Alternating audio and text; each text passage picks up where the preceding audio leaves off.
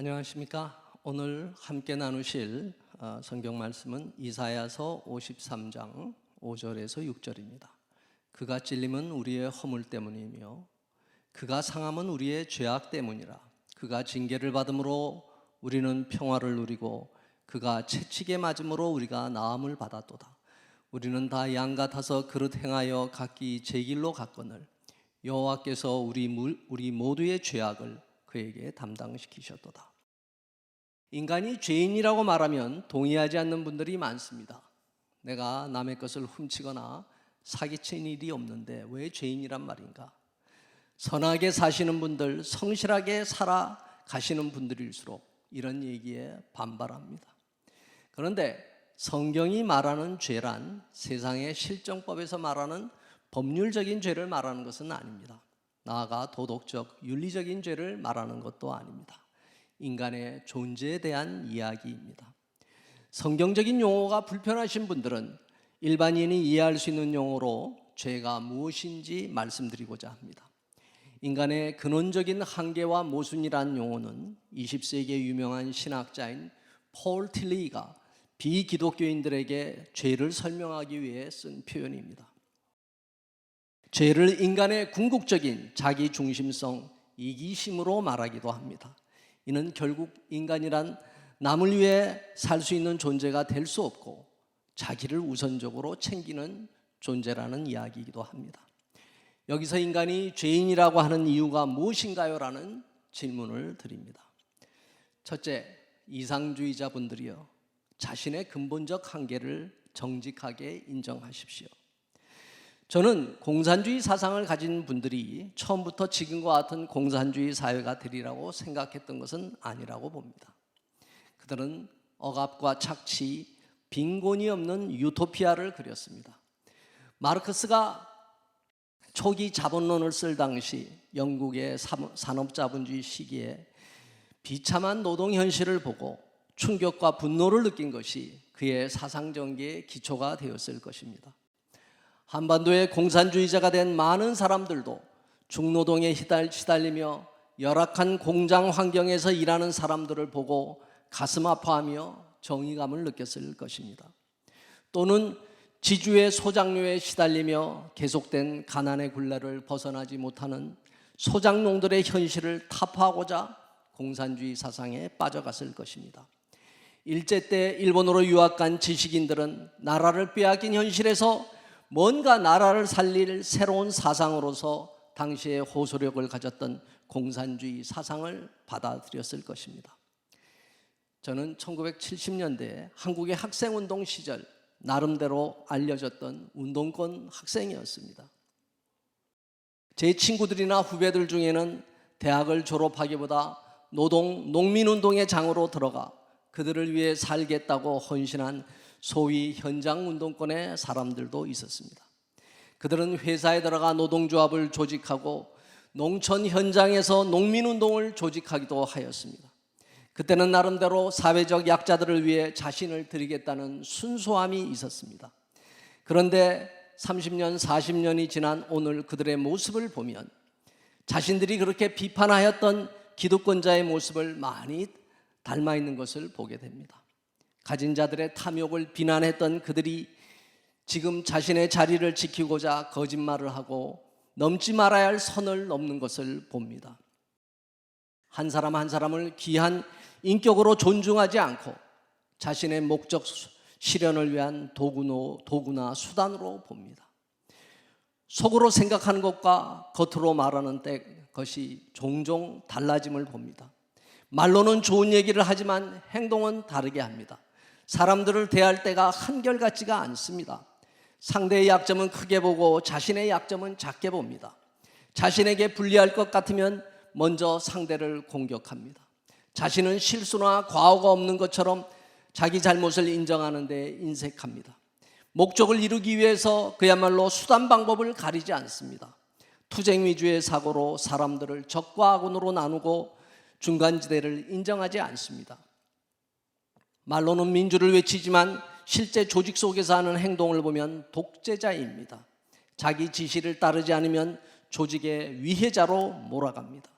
아랫사람들 의견을 존중하고 경청하며 상향식의 의사결정을 하기보다는 위에서 결정된 것이니 그냥 복종하고 따르라고만 합니다. 지도자라고 하는 사람들의 이중적 모습은 이처럼 끝이 없습니다. 자신에게는 관대하면서 남에게는 엄격한 모습, 이것을 내로남불이라 합니다. 똑같은 행동을 하더라도 자기가 하면 로맨스이고 남이 하면 불륜이라는 식입니다.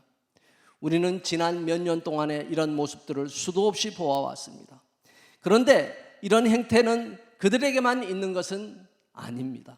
정직하게 말하면 인간 모두에게 보편적으로 존재하는 모습입니다.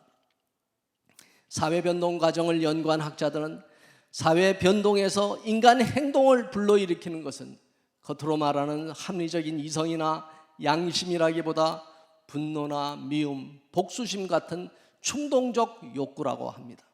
뭔가 변혁을 이루려면 선동가들이 나와서 대중의 감정을 끓게 만드는 휘발유를 부어야 합니다. 그래야 그것이 혁명의 도화선 역할을 합니다.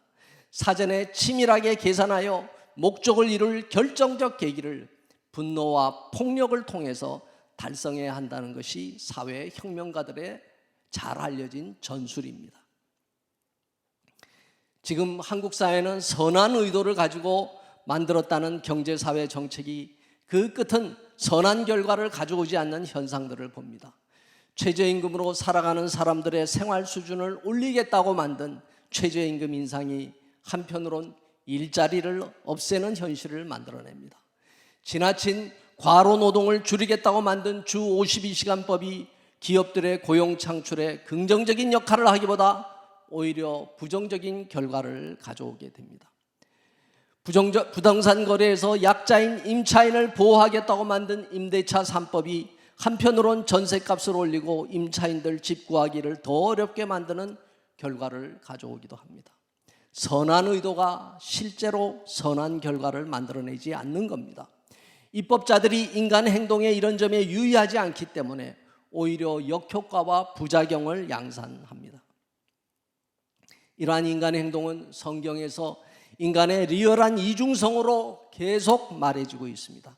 사도 바울은 로마서 7장 15절에서 내가 행하는 것을 내가 알지 못하노니 원하는 것은 내가 행하지 아니하고 도리어 미워하는 것을 행함이라고 합니다. 로마서 7장 19절은 내가 원하는 바 선은 행하지 아니하고 도리어 원하지 아니하는 바 악을 행하는도다 라고 고백합니다. 2000년 전 바울이 고백한 바가 오늘 현실 사람들 모습에서 재현되고 있는 것입니다. 사람은 타인의 장단점은 잘 봅니다. 그러나 인간은 본디 자기 뒷모습을 스스로 볼 수가 없습니다. 뒷모습을 보려면 거울을 보거나 누가 얘기해 줘야 알 수 있습니다. 이처럼 자신의 부족함과 약점에는 눈이 어둡습니다. 이것이 인간 행동의 근원적인 모순입니다. 이 점을 정직하게 인정해야 합니다. 바울은 이런 일이 일어나는 이유를 답합니다. 로마서 7장 17절은 이제는 그것을 행하는 자가 내가 아니요 내 속에 거하는 죄인이라고 말합니다. 결국 죄가 인간 행동을 이렇게 만드는 것입니다. 인간 속에는 선과 악이 공존합니다. 예수를 믿고 나서도 선과 악의 공존은 계속됩니다. 선은 하나님의 형상으로서 양심과 이성에서 옵니다. 악은 그것을 거부하는 인간의 죄성, 정욕, 탐심에서 옵니다. 우리가 믿음을 가졌다고 해서 이러한 악이 바로 사라지는 것은 아닙니다. 죄에는 원죄와 자범죄가 있습니다. 원죄란 유전적으로 타고난 죄성을 말합니다. 로마서 3장 23절은 모든 사람이 죄를 범하였음에 하나님의 영광에 이르지 못하더니라고 합니다. 악한 행동을 하기 때문에 죄인이라고 하는 것이 아닙니다. 죄인으로 태어나기 때문에 악한 행동을 하는 것입니다. 원죄로서 우리의 죄는 그리스도를 믿음으로 용서받고 구원받습니다. 구원이란 오늘 본문에서 우리 모두의 죄악을 예수 그리스도에게 담당시켰다는 것을 인정하고 받아들이는 것입니다. 그러나 자범죄는 매일매일의 삶에서 스스로 싸워가며 극복해야 합니다. 하나님이 그렇게 기뻐하셨던 다윗도 살면서 여러 가지 자범죄를 짓습니다. 구원은 성화로 나가는 시점입니다. 그렇기 때문에 바울은 로마서 7장 24절에서 오호라 나는 곤고한 사람이라 이 사망의 몸에서 누가 나를 건져내려고 탄식합니다. 7장 25절은 내 자신이 마음으로는 하나님의 법을 육신으로는 죄의 법을 섬기노라고 말합니다. 사도 바울의 이러한 자기 고백은 자신이 다메섹에서 예수님을 만난 이후의 고백입니다. 이러한 인간의 이중적 모습을 정직하게 받아들이지 않고 자기가 계속 옳다고 주장하며 자기 생각을 교정하지 않으면 고집과 아집이 됩니다. 결국 이게 바로 인간의 교만입니다. 왜 자신의 모습을 정직하게 바라보고 인정하지 않으십니까? 왜 굳어진 이념의 틀에서 벗어나지 못하십니까? 인간은 자기가 겪어본 만큼 살아낸다고 말합니다. 왜 자신이 직접 겪어봐야만 체득하려 하십니까? 남이 겪었던 경험, 남이 진실하게 말하는 것이라면 왜 교묘하게 그 얘기를 듣지 않으십니까? 이것이 바로 인간의 근원적 한계입니다. 둘째, 체제나 제도가 문제가 아닙니다. 인간 자체가 문제입니다. 공산주의 철학은 존재가 의식을 규정한다고 말합니다. 존재란 사람이 놓여있는 환경을 말합니다. 의식이란 그 사람의 정신이나 가치를 말합니다. 즉 환경이 인간을 결정한다고 말합니다. 환경 결정론입니다. 그래서 환경으로서 체제나 제도가 바뀌면 인간도 바뀐다고 말합니다. 사회주의 철학은 자본주의의 체제 환경이 인간 소외를 만들어낸다고 말합니다. 가난한 자, 인민들의 삶이 피폐하고 어려운 것은 가진 자들이 자기들을 착취하며 소외시키기 때문이라고 합니다. 자본가들이 더 많은 이윤을 얻기 위해 노동자들에게 주어야 할 정당한 대가를 지불하지 않고 뺏어간다는 것입니다. 이런 논리를 가난한 자들에게 교육시키면서 가진 자들에 대한 증오를 부추깁니다. 사회민주주의자들은 약자들의 권리를 보호하고 평등사회를 건설하기 위해 무력보다는 선거나 정책을 통해서 개혁을 추구하려 합니다. 그러나 공산주의자들은 다릅니다.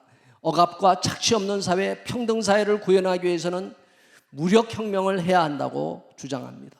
한반도에서 공산주의를 실천해간 공산주의자들은 총칼에 의한 혁명만이 살 길이라고 했습니다. 한국전쟁은 공산주의자들이 조선의 완전 해방을 내세우며 반혁명 세력 타도를 외치고 일으킨 전쟁인 것입니다. 그런데 그들이 권력을 잡고 난 후가 문제입니다. 그들은 혁명의 장애가 되는 사람들을 반혁명, 반동분자로 몰아 제거해버렸습니다. 이는 20세기 소련과 중국, 북한, 베트남 등지에서 일어난 공산혁명의 역사적 사실입니다. 공산주의에 반대하던 왕조나 정권 사람들, 그들의 군대들, 반혁명 지식인들, 자본가, 지주, 종교인 등을 반동 세력으로 몰고 그들과 가족들을 감옥에 넣거나 많은 경우 학살했습니다. 자신들 내부에서 노선 갈등이 일어나면 권력 잡은 자는 상대를 수종주의자로 몰아 엄청난 숙청을 해갔습니다. 지금 1948년에 북한을 세운 수많은 공산주의자들 대부분은 김일성의 종파주의 투쟁에 몰려 50년대 이후 그야말로 비참한 죽음을 맞이했습니다. 항일 무장투쟁을 같이 하고 한국전쟁을 함께 치루었던 공산주의 동지들을 배반자로 낙인지어 정치범 수용소로 보내거나 지도서도 모르게 처형했습니다.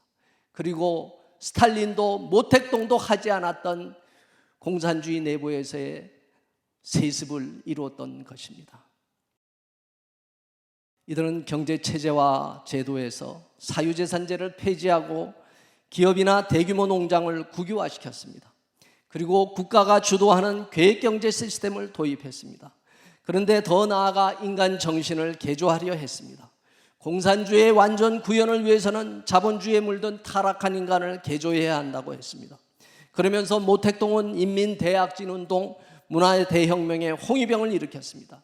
그런데 그 결과는 결국 수천만 명을 죽음으로 몰아간 것이었습니다. 스탈린도 마찬가지였습니다. 김일성, 김정일도 마찬가지였습니다. 캄보디아에서 송산혁명에 성공한 크메르 루즈의 폴포트는 손이 하얀 사람, 안경 낀 사람은 모두 처형 대상으로 삼아 300만 명을 죽였습니다. 그들을 처형한 스토리가 바로 유명한 킬링 필드입니다. 베트남에서 1975년 공산혁명에 성공한 호주명은 월남에서 자신들을 도왔던 암약 베트공들과 공산주의 지식인들도 축출하거나 죽였습니다. 이들도 자본주의 무리들은 회색군자라는 이유입니다. 사상이 이렇게 무섭습니다. 공산주의 사상은 인간 교만의 극치입니다. 자신이 심판자이자 판단자가 되어 살릴 사람과 죽일 사람을 손가락 끝으로 나누어서 가리키는 것입니다. 20세기를 피로 물들였던 공산주의 혁명은 1980년대 소련과 동유럽의 붕괴로 종말을 고했다고 보아야 합니다. 지상에서 완전한 평등사회 유토피아를 이루려고 했던 사상은 실패로 끝났습니다. 중국도 정치적으로는 공산당 지배가 계속되지만 경제적으로는 개혁개방을 통해 자본주의 시장경제를 도입하였습니다. 북한도 장마당 허용을 통해 시장경제를 부분적으로 도입하고 있습니다. 그러나 가장 폐쇄적이고 전근대적인 북한의 3대 세습 왕조 독재는 아직도 계속되고 있습니다. 지금 서구 사회도 사회주의 유롱이 완전히 물러간 것은 아닙니다. 유럽은 1990년대부터 시작된 네오마르크주의에서 정통 막시즘이 경제혁명을 통해 억압없는 평등사회를 구현하려 했다면 이제는 문화혁명을 통해 이를 이루려 합니다. 그들은 일대 99 사회 심화된 양극화, 부의 독점을 이슈로 계속 내걸면서 사회 변혁을 이루려 합니다. 전통 마르크스주의가 무력혁명을 추구하였다면 이제는 문화혁명이란 소프트한 방법으로 피억압자와 소수자들을 통해 기존의 사회 질서를 무너뜨리려고 합니다. 대표적인 방법이 바로 성소수자인 동성애자들을 통해 성혁명을 이루어 차별 없는 사회를 이루겠다는 것입니다. 그간 양성평등으로서 여성들의 인권이 신장되었고 남성 중심의 사회구조에 상당한 긍정적인 변화를 이루었습니다. 그러나 이제는 완전한 성평등을 이루겠다는 것입니다. 이들은 남성이나 여성이라는 성별 선택권을 사람들에게 스스로 주어야 한다고 말합니다. 그들은 완전한 사회 변혁을 이루기 위해서는 서구 전통사회의 근간을 이루었던 기독교 정신과 하나님의 창조 사상을 무너뜨려야 한다는 확신을 가지고 있습니다. 현실에 불만을 가진 사람들은 세상의 기존 질서를 무너뜨려야 한다고 외칩니다. 그러면 무너뜨리고 나면 더 나은 것이 나옵니까? 부수기 전에 어떤 것을 만들 것인가가 분명해야 합니다. 오래된 다리를 허물고 새 다리를 지으려면 먼저 새로 지을 다리의 설계가 분명해야 합니다. 옛날의 다리를 부순다고 당연히 더 좋은 새 다리가 나오는 것이 아닙니다. 구관이 명관일 수 있습니다. 현실 불만으로 인한 분노와 복수심을 선동으로 풀어서는 안 됩니다. 선동보다는 차분한 토의와 설득이 있어야 합니다. 총칼보다는 선고로 선택하게 해야 합니다. 젊었을 때일수록 공부를 우선하면서 지금보다 더 나은 대안을 준비해야 합니다. 19세기 이후 공산주의와 기독교는 공존할 수 없는 싸움을 해왔습니다. 교회도 사회적 약자를 돌보지 않고 악한 권력자에게 협조했던 잘못이 있었습니다. 그래서 교회도 심판으로서 대가를 치루었습니다. 그러나 세계관으로서 양자의 싸움은 지금도 계속되고 있습니다. 기독교 사회주의자들은 기독교와 사회주의가 공존할 수 있다고 말합니다. 그러나 19세기 이후 공산주의가 들어갔던 나라들에서 기독교는 엄청난 핍박을 받았고 죽임을 당했다는 역사적 사실을 관가해서는 안 됩니다. 1975년 공산화 당시 월명의 권력자는 베트남의 기독교 총회장을 제국주의에 빌부터 먹던 인간이라며 두 눈을 뽑고 무릎을 깨트려 평생 맹인이자 안진뱅이로 만들었습니다. 차라리 죽이기보다 이렇게 한 것입니다. 지금도 중국에서는 수많은 가정교회가 삼자교회가 문을 닫도록 압박을 받고 있습니다. 셋째, 먼저 구원받아야 합니다. 그리고 자신과 싸우면서 말씀대로 살아가야 합니다. 공산주의자들은 인간을 가진 자와 가지지 못한 자, 지배자와 피지배자, 억압하는 자와 억압받는 자로 나눕니다. 자본주의의 세속적 인간관은 부자와 가난한 자, 성공한 자와 실패한 자로 구분합니다. 이 모두가 잘못된 인간 이해입니다. 성경적 인간관은 하나님 앞에서 믿는 자와 믿지 않는 자, 말씀대로 사는 자와 살지 않는 자로 구별합니다. 그리스도인이 추구하는 것은 유토피아가 아니라 하나님 나라입니다. 로마서 14장 17절은 하나님의 나라는 먹는 것과 마시는 것이 아니요 오직 성령 안에 있는 의와 평강과 희락이라고 합니다. 성경은 최종적으로 하나님 앞에 심판받는다고 말합니다. 고린도후서 5장 10절은 우리가 다 반드시 그리스도의 심판대 앞에 나타나게 되어 각각 선악간에 그 몸으로 행한 것을 따라 받으려 함이라고 합니다. 이 말씀을 우리 모두가 두렵게 받아들여야 합니다. 믿음 여부가 구원의 기준입니다. 믿는 자만이 구원을 얻고 천국에 들어갑니다. 믿지 않는 자들은 지옥에 갑니다. 무엇을 믿는다는 말입니까? 내가 죄인이라는 것, 예수 그리스도가 나의 죄를 위해 대신 죽으셨다는 것, 이것을 마음으로 믿고 입으로 시인하는 것입니다. 오늘 이사야서 본문에서 말하는 그러한 예수 그리스도이십니다. 그분이 우리의 죄악과 허물 때문에 우리 자신이 치루어야 될 대가를 십자가에서 대신 치루셨습니다. 이것을 받아들이고 자신의 존재적인 죄를 고백하는 것이 구원입니다. 죄성을 가진 인간은 자기 중심적으로 살아갑니다. 그러나 고린도후서 5장 14절은 그리스도의 사랑이 우리를 강권하시는도다고 합니다. 이어서 15절은 그가 모든 사람을 대신하여 죽으심은 살아있는 자들로 하여금 다시는 그들 자신을 위하여 살지 않고 오직 그들을 대신하여 죽었다가 다시 살아나신 이를 위하여 살게 하려 함이라고 합니다. 이처럼 자신을 위하여 살지 않고 주를 위하여 살아가는 저와 여러분이 되시기를 축원드립니다. 기도하겠습니다. 하나님, 저희를 죄에서 구원하신 그리스도의 십자가 보혈을 찬양합니다. 죄로부터 거듭나는 중생의 고백을 더 많은 형제자매들이 하게 하여 주시옵소서. 인간을 자랑하지 않고 그리스도를 자랑하게 하옵소서. 내 뜻이 아니라 하나님 뜻이 이루어지게 하옵소서. 이념의 허구와 잘못을 바로 알고 오로지 하나님의 나라를 위임받는 통로가 되게 하옵소서. 성령께서 저희를 그렇게 인도하여 주옵소서. 예수님 이름으로 기도하옵나이다. 아멘.